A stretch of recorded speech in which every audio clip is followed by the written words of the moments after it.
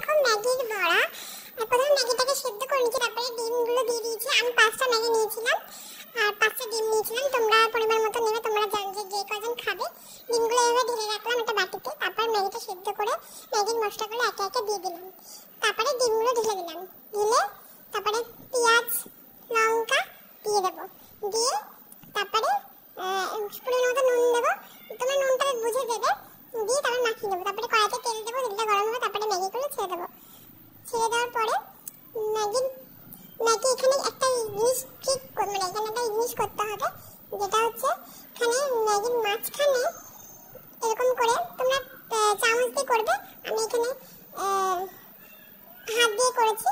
তারপরে চামচি দিয়ে মাঝখানে একটু ফাঁকা করে নিতে হবে।